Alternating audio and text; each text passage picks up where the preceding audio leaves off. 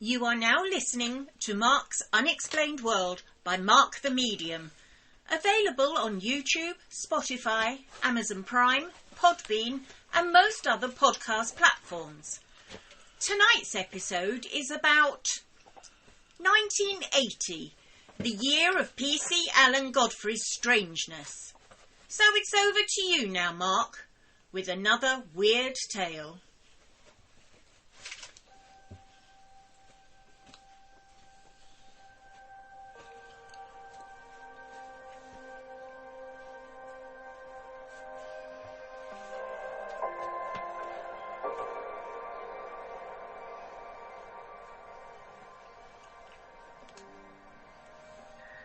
Alan Godfrey, who was born on the 30th of June 1947, is a retired police constable of the West Yorkshire Police Force, who is probably best known for his 1980 report of an unidentified flying object in the area. However, 6 months before the UFO incident, he was also known, but perhaps not as well as, for the man who investigated the death of a 56-year-old Zigmund Adamski, whose body was eventually found 3 days after his disappearance on top of a 10-foot-high Todmorden coal pile. PC Alan Godfrey, who claimed to have an open mind, told both newspaper reporters and journalists that he believed it was possible that the 56-year-old Zigmund Adamski could have been abducted by aliens and then placed on top of the Todmorden coal pile by someone or something. Then, 6 months later, PC Alan Godfrey reported, whilst out on patrol looking for, of all things, cows, that he saw an unidentified flying object, or UFO, with claims that he had witnessed a bright light hovering over the road, describing it as a rotating diamond-shaped disc. Upon seeing the UFO, Alan Godfrey then tried to radio for help, but unfortunately his communication equipment in the car did not work. Then, suddenly, again according to Alan Godfrey, the object vanished and he found himself 30 yards further down the same road. After this incident, Alan Godfrey firmly believes that it was this UFO encounter that forced him into early retirement from the police force. Greetings, Unexplainers.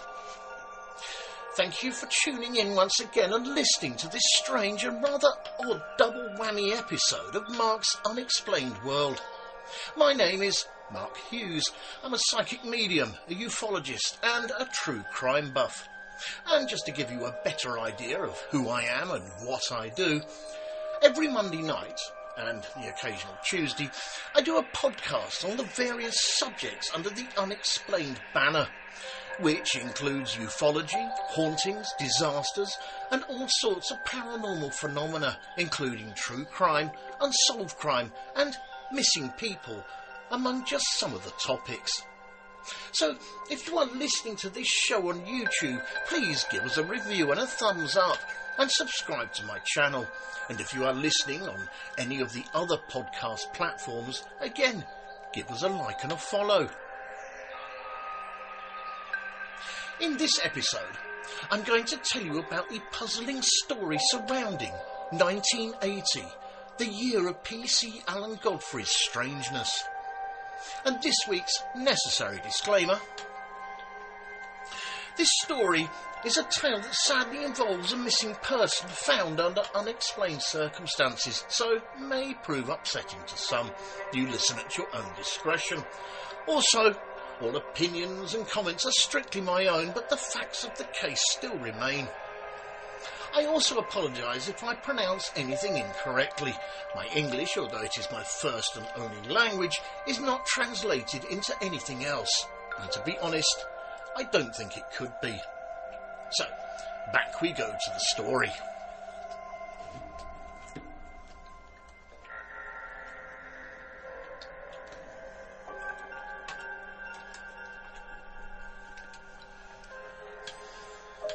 According to Wikipedia, Todmorden, where PC Alan Godfrey lives, is a market town and civil parish in the Upper Calder Valley in Calderdale, West Yorkshire, England, in the United Kingdom. It is 17 miles, or 27 kilometres, north-east of Manchester, 8 miles, or 13 kilometres, south-east of Burnley, and 9 miles, or 14 kilometres, west of Halifax. And according to a 2011 census, Todmorden had a population of 15,481. Todmorden itself is at the junction of a 3 steep-sided Pennine valley and is surrounded by moorlands with outcrops of sandblasted gritstone. The historic boundary between Yorkshire and Lancashire is the River Calder, and its tributary, or stream that flows from it, is Walsden Water, which runs through the town of Todmorden itself. The administrative border of Todmorden was altered by the Local Government Act of 1888, placing the whole of the town within West Riding, and it is served by the Todmorden and Walsden railway stations. The Todmorden police themselves are part of the West Yorkshire Police Constabulary, which was formerly known as the West Yorkshire Metropolitan Police, with it being responsible for the policing of the metropolitan county of West Yorkshire, England, and is the 4th largest territorial police force in England and Wales by the number of officers.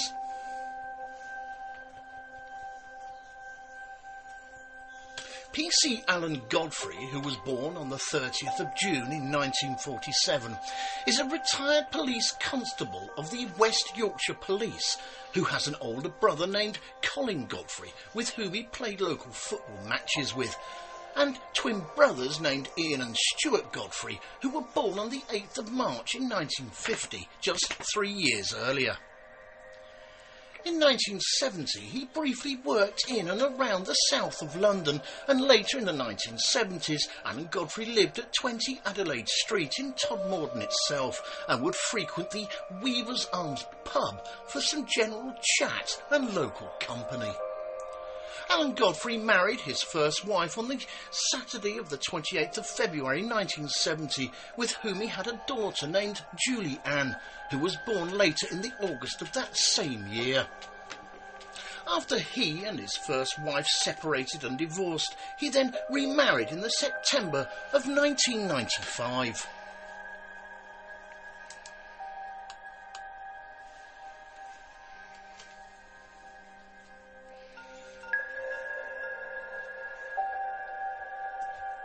As you have probably realised by now, there are in fact 2 strange scoops attached to PC Alan Godfrey's Year of Strangeness, with this first scoop being the odd way that Zigmund Adamski went missing and was later found under peculiar circumstances, and the second scoop being the UFO encounter just 6 months later. So now let us look at the Zigmund Adamski case first.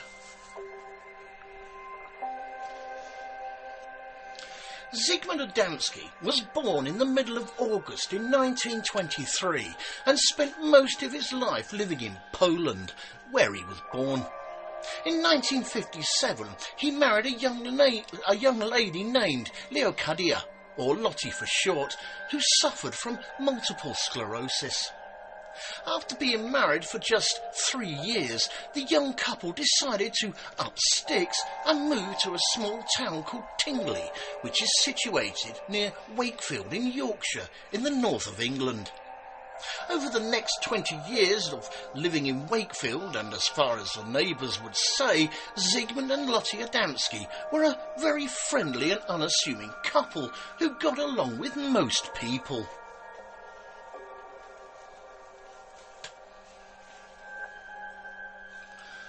On the 6th of June in 1980, at around 3:30 in the afternoon, Zigmund Adamski realised that he needed to go to the local shops to buy some much-needed groceries.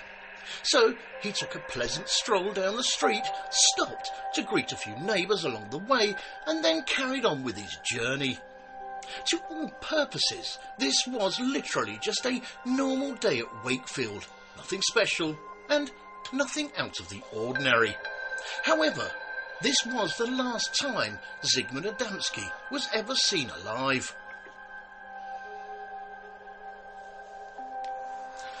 After this first short break, in part 2 we will look at the strange circumstances that Zigmund Adamski was found in and PC Alan Godfrey's involvement in the case.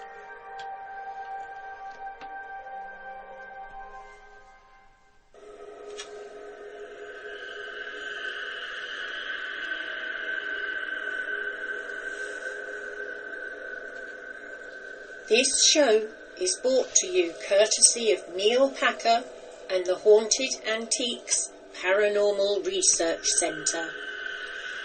Find them online at www.hauntedresearchcentre.com or at 9 to 11 Regent Street, Hinckley, LE10 1AW. Open on Saturdays from 10 a.m. to 4 p.m. for guided tours of the haunted rooms at just £3 per person. Booking is essential at all times, and over 16s only, please, unless accompanied by an adult. The haunted rooms are extremely haunted, and paranormal activity could and has taken place at any time. Some areas and particular objects or items can be quite scary and unnerving. Membership is available for £25 to qualify for selective offers.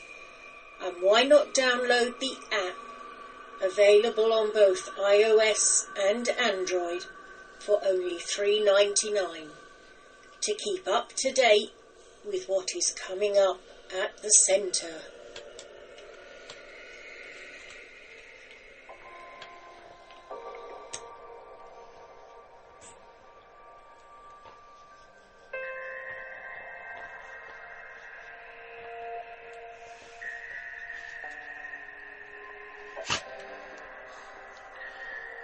After 3 days... No, sorry, I got the wrong one there. The idea that a man like Zigmund Adamski could go missing was completely out of his character.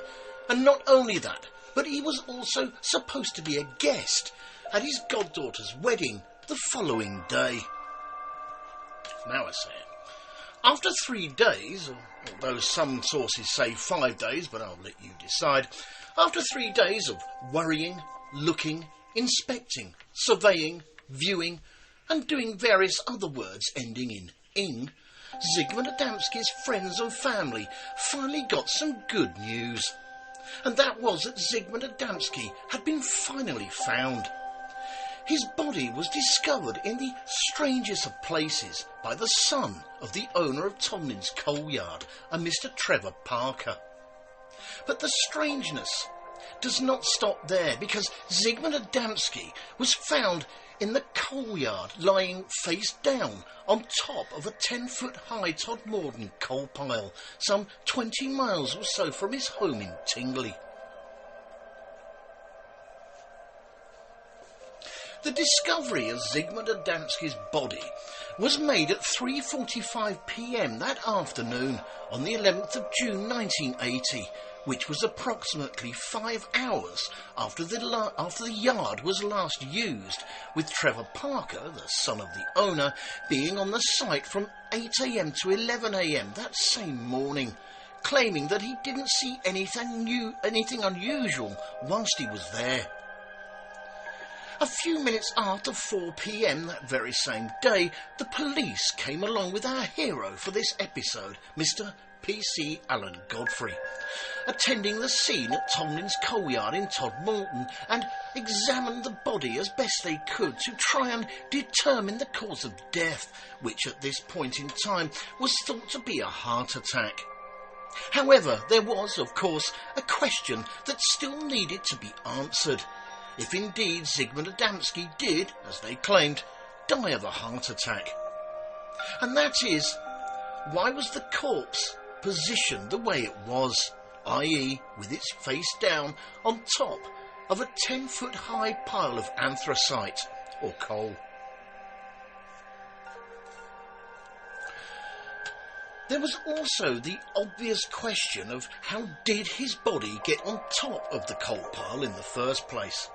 Because there was no evidence that anyone had even been anywhere near the coal pile, let alone climb it with a body in tow. It was then speculated that Zigmund Adamski's body was, in all likelihood, deposited on top of the 10-foot high coal pile from above.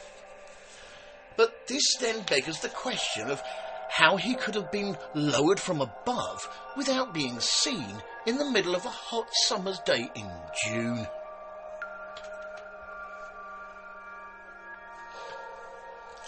When Zigmund Adamski was found on top of the 10-foot coal pile, there were no signs that he had been sleeping rough on the streets, and he did not appear to be suffering from any medical conditions, apart from maybe what the police suspected was a heart attack. He had not checked into any hospitals during the 3 days that he was missing, and it appeared that he had eaten well during his absence.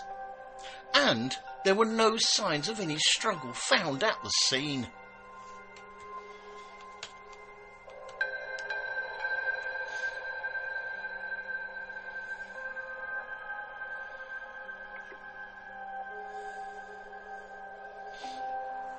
Now, the circumstances in which Zigmund Adamski was found are, if anything, rather odd. However, hold on to your coffee cups, people, or if you are driving, do not let that steering wheel go, because things are going to get a little odder, stranger, or even weird. You see, on closer inspection of the body, PC Alan Godfrey noticed that Zigmund Adamski was wearing a suit, the same one he originally left home with, I presume, but his shirt was missing and nowhere to be found. Both his watch and his wallet had also been removed from his person, and his clothes seemed to be improperly fastened, with his coat being done up the wrong way, as though another individual had attempted to dress the body and didn't do a very good job of it, with his trousers and shoes both fastened crudely, like they were done by somebody who had very little or no idea of how to do it, and his hair had also been cropped short in a very rough cut manner. And despite being gone for 3 days, there was only a single day's beard growth.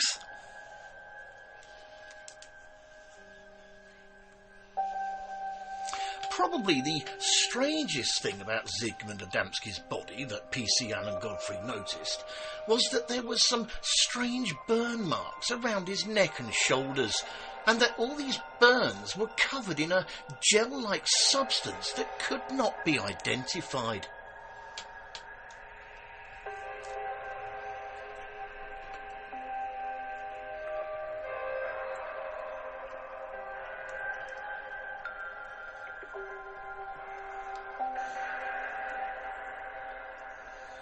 Some of the theories regarding Zigmund Adamski's disappearance included being killed by KGB agents, or that he had been struck by ball lightning, becoming both dazed and confused, and wandered off to the coal pile alone and died.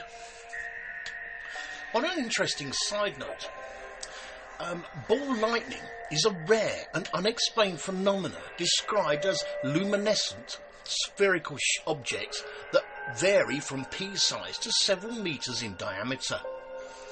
Though usually associated with thunderstorms, the observed phenomena is reported to last considerably longer than the split-second flash of a lightning bolt.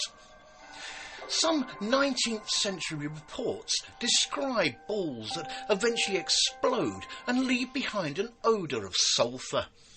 Descriptions of ball lightning appear in a variety of accounts over the centuries and have received attention from scientists. An optical spectrum of what appears to have been a ball lightning event was published in January 2014 and included a video at a high frame rate. Nevertheless, scientific data on ball lightning remains scarce. And although laboratory experiments have produced effects that are visually like the reports of ball lightning, how these relate to the supposed phenomena remains unclear. According to statistical investigations in 1960, ball lightning had only been seen by 5% of the population of Earth.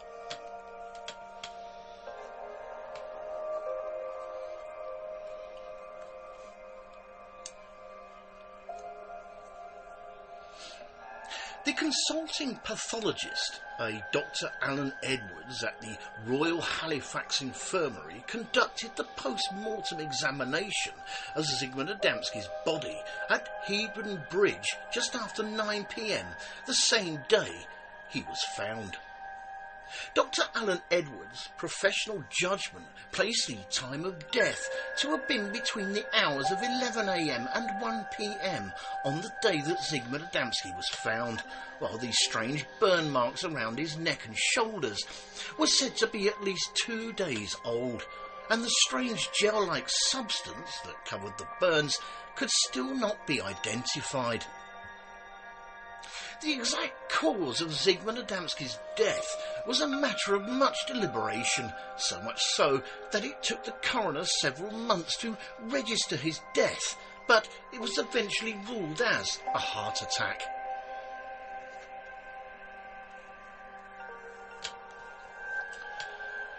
Zigmund Adamski's wife, Lottie, initially suspected that her husband had been kidnapped. PC Alan Godfrey told reporters that he, being open-minded, believed it was possible that Zigmund Adamski may have been abducted by aliens and that he was then placed on top of the coal pile by someone or something.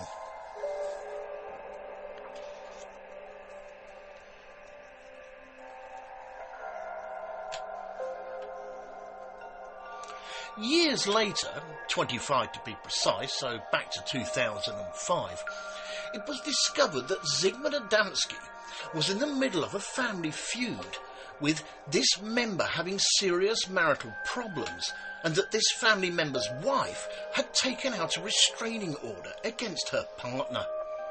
This family member then subsequently moved in with Zigmund Adamski and his wife, Lokidia, or Lottie for short, leading to the other members of the family believing that he may have been abducted by the man, the one who has the restraining order, and held in a barn elsewhere, and that it was probably this that caused Zigmund Adamski's heart attack. However, personally, I still think there is a lot of unanswered questions, but I'll let you mull that over while I start the next case.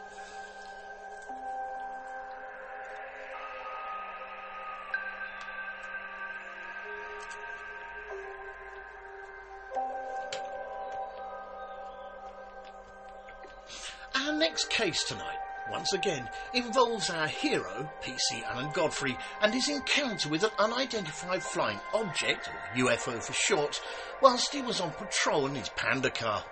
Do the police still call cars pandas, do you know? I do not know. Oh well, it's not important, I just wondered. Anyway, several months after the Zigmund Adamski case, PC Alan Godfrey was required to pursue another strange report that had come in. Only this time, it had been reported that cows, yes, you heard that right, cows, had been appearing and disappearing from a local Todmorden council estate. After this second short break, in part 3, we will look at what PC Alan Godfrey encountered whilst he was on patrol after looking for missing cows.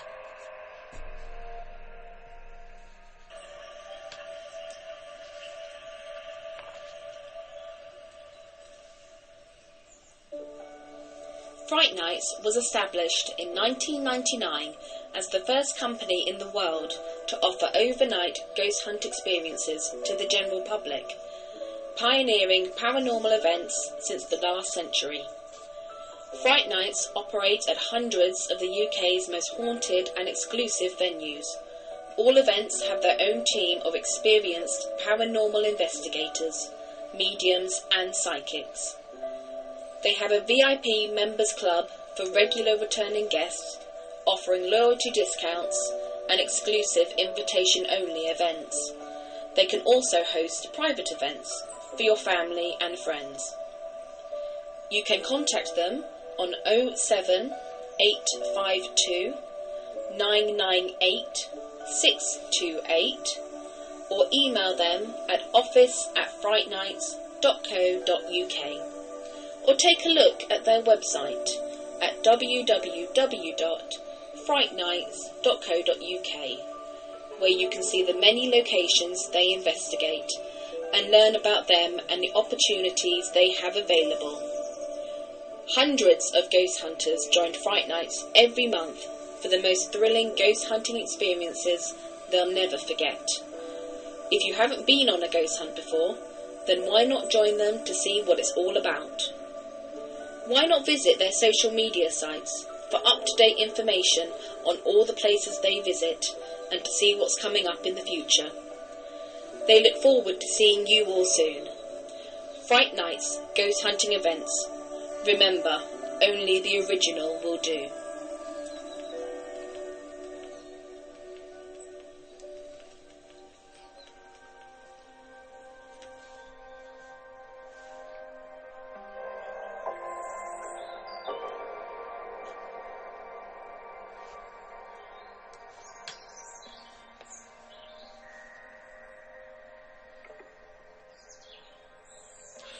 Probably one of the most impressive alien abduction cases that actually happened in the UK is the one that was witnessed by PC Alan Godfrey and that took place in the small town of Todmorden in West Yorkshire. And, coincidentally, this particular expanse of West Yorkshire where the incident happened runs right through the centre of one of Britain's most active paranormal areas, which is also known locally as UFO Valley.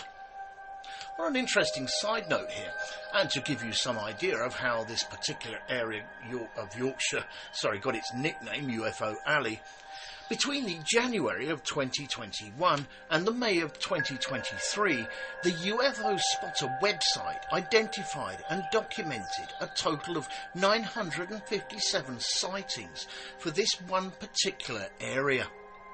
This included 51 UFO encounters over Yorkshire, 9 sightings over Leeds, 8 over Sheffield, 4 over Doncaster and Scarborough, 3 over Barnsley, 2 each over Malton and York, and the rest dotted across the Yorkshire area. The most recent sighting that was reported over Wareham in the May of 2023 was of a bright golden ball of light that was spotted moving very slowly just above the horizon, followed by a second ball of light that was travelling a bit faster and a bit higher.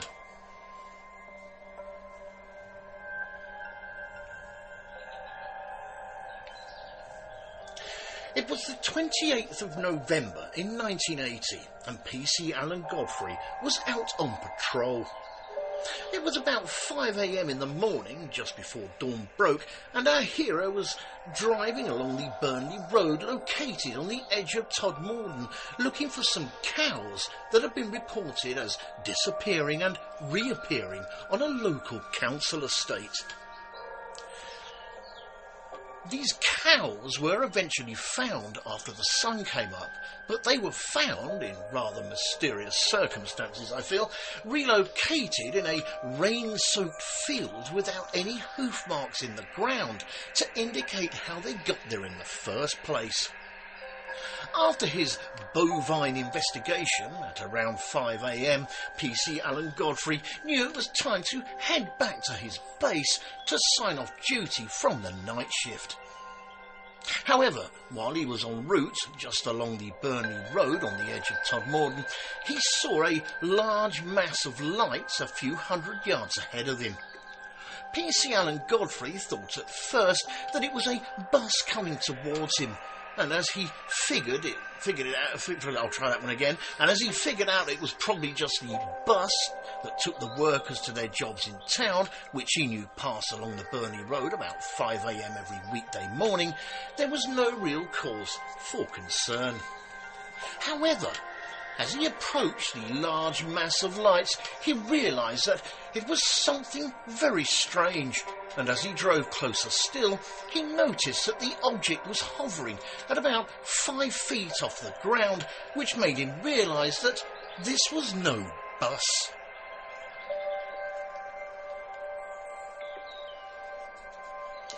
P.C. Alan Godfrey described the strange object as a fuzzy oval shape that rotated with such speed and hovered so low above the deserted Burnley Road that it was causing the trees and bushes along the side of the road to start shaking. It was at this time that our hero, P.C. Alan Godfrey, made numerous attempts to contact his station. However, all the attempts failed. So rather than venture out onto the street, the somewhat puzzled, mystified and shocked lone police officer opened his notebook, which was on hand in his patrol car to make any sketches of any road accidents, and started to draw the UFO that was hovering in front of him. In his notebook, he sketched a diamond-shaped object that blocked the entire road. Then, suddenly, and without warning, there was a bright flash of light, and the next thing P.C. Alan Godfrey knew was that he was driving his car again, but this time he was 30 feet further along the Burnley Road with no UFO in sight.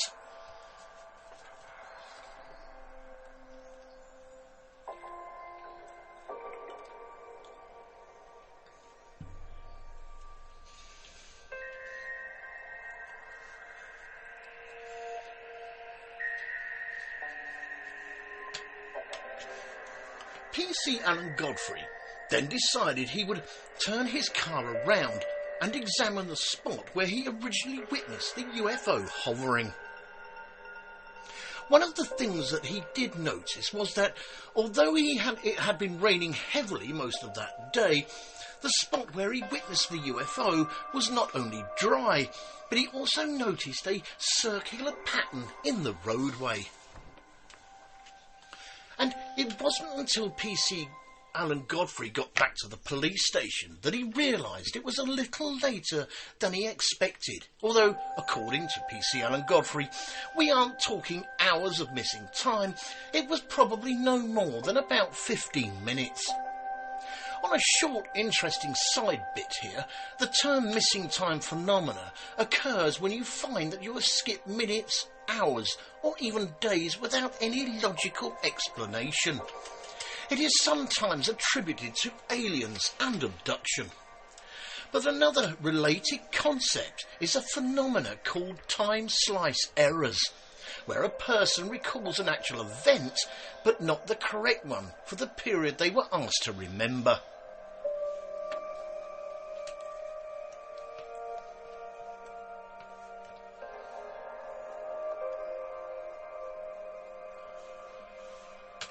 Concerned about receiving possible ridicule from his fellow officers when he got back to the police station, P.C. Alan Godfrey at first chose not to make an official report about the UFO incident. However, after breakfast that morning, he heard about a driver who had been on the Burnley Road 3 miles further down from where he was, who reported seeing a brilliant white object earlier that morning and decided to contact the Todmorden police. And furthermore, a police patrol from an adjacent force in Halifax, who had been engaged in a stakeout, had also witnessed a brilliant blue-white glow descending into the valley towards Todmorden shortly before P.C. Alan Godfrey experienced his own close encounter. This, of course, made our hero change his mind, and so P.C. Alan Godfrey immediately filed an official report of what he had witnessed that very morning. However, our hero was somewhat surprised when the police decided to release his story just a week later, to the local newspaper.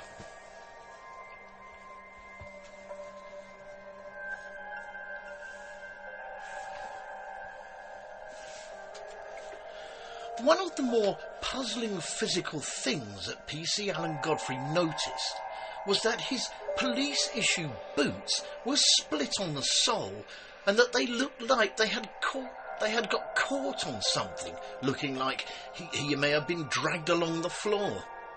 And although PC Alan Godfrey has had no further recall of the missing time phenomena, he did have an increasingly confused memory of the sequence of events surrounding the UFO sighting, with one of the unexplained images of seeing himself outside the car during the UFO incident from that morning.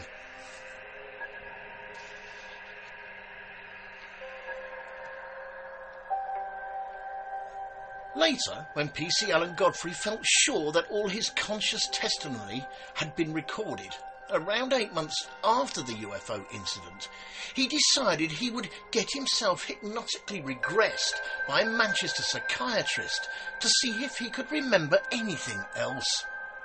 And although there was still periods of missing memory, by all accounts the hypnotic recall did reveal a curious hybrid of mythic images, UFO case elements, and dreamlike sequences. I won't go into too many details during this podcast, but there are plenty of websites and YouTube videos with the transcripts of Alan Godfrey's hypnotically regressed sessions for you to investigate, which are pretty interesting to read or listen to and well worth checking out.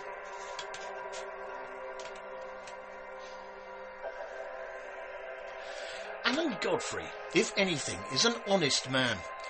For when he was asked his opinion regarding his hypnosis, he says that he still feels that the UFO encounter was real. However, he could not determine whether the story offered by the hypnotic regression sessions were a dream, fantasy, a reality, or a mixture of the three. Unfortunately, Alan Godfrey suffered terribly after this UFO encounter, deliberately having to change his identity so he could protect himself. He was also forced to undergo a medical investigation by his employer, the police force, to determine his status, whatever that is supposed to mean. But he was pronounced He was pronounced psychologically fit and healthy.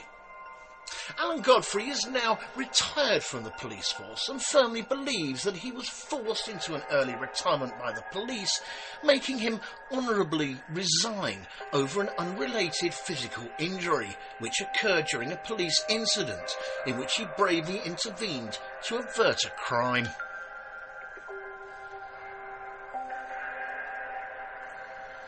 And although you will always find Alan Godfrey's UFO case in the annals of alien abduction phenomena, including books, magazines, YouTube videos and podcasts like this one, in 2018, Alan Godfrey has stated that he, and I quote, "I never said I was abducted by aliens."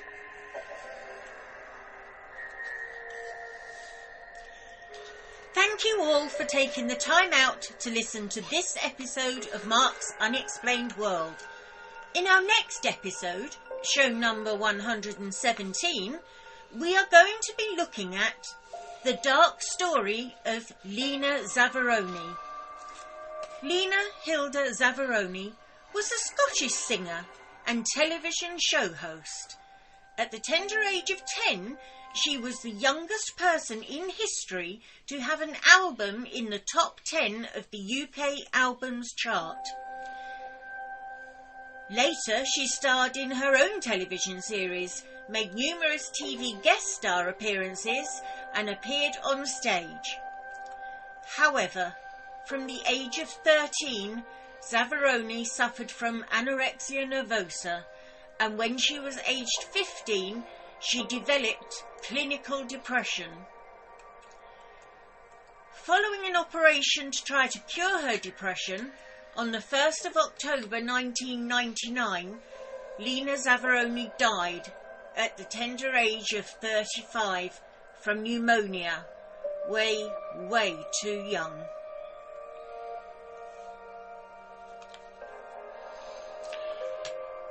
This show was written and researched by myself, Mark Hughes, and proofread and edited by Linda Hughes. The pronunciations of all the names and places was all mine. I think I did all right this week. The actors in this episode were Mark Hughes, Linda Hughes and Denise Poolar, with special thanks to Neil Packer and the staff of the Haunted Antiques Paranormal Research Centre in Hinckley. And, of course, a big thank you to everyone for listening. We never run out of ideas here at the office for Mark's Unexplained World podcast. But if you know of any other intriguing stories under the Unexplained banner, including ufology, hauntings, disasters and any other sort of paranormal phenomena, including true crime, unsolved crime and missing people, just drop me a direct message and I will see what I can do. I will, of course, include the name of the person who suggested the idea in the end credits of the podcast as a thank you. And again, just to add, if you are listening to this show on YouTube, please give us a review and a thumbs up and subscribe to my channel. And if you're listening on any other podcast platforms, again, give us a like and a follow. I thank you in advance. Mark's Unexplained World, because there's more to the paranormal than meets the third eye. And remember, guys, keep it real, because being real is better than being perfect. This show and all its contents are covered by basic copyright of Mark the Medium.